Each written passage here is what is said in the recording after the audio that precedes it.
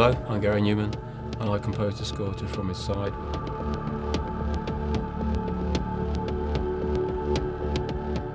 The way I see myself isn't so much as a vocalist. Singing is kind of the last thing that I do. Music first. Everything starts with melody for me first, and then it gets flashed out, and we start to build up the production and the layers and the weight, if you like, of the music, and that will then guide me to what sort of vocal it needs. A vocal is the last thing that I do. Lyrics and vocal will be the very last day of working on that song prior to the mixing. If I'm proud of anything, it's the music that I write underneath before the singing. I started to work on an album of stuff that I'd done before that I'd never finished, and it started out as about a dozen or so songs, but because I was still struggling with the depression, I kind of would do a bit and then I'd back out again, do a bit, back out, and it was a nightmare to work on. Very different to what the case with the Jagged, where I've been full on it and normally am, full on it and into it, but kept on, and bit by bit I started to get better. And then I was in the kitchen making the kids some breakfast, and I heard Gemma playing something in another room in the house, and I thought it was brilliant. And I went flying down to it, and I said, what's that? I said, that's the stuff that I should be doing, that there. And she went, idiot, that is you.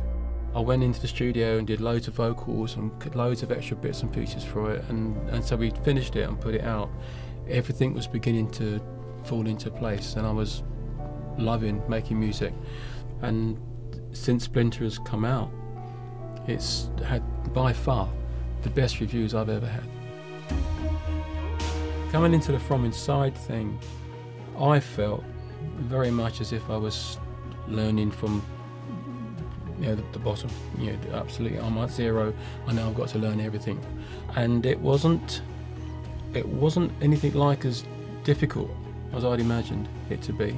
It was far more interesting and far more intuitive. For me, working on the scenes that had the training, I found them really good fun.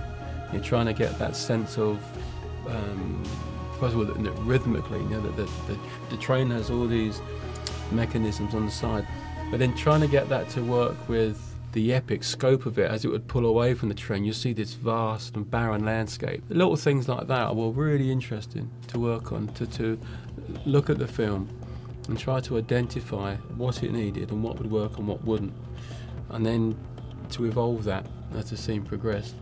But it was very clear what John was looking for and what he wanted the music to achieve, and that really helps. That was what I loved about it. Trying to sort out these little problems and issues as they come along is the challenge, I guess, of film score writing, and it was so much fun.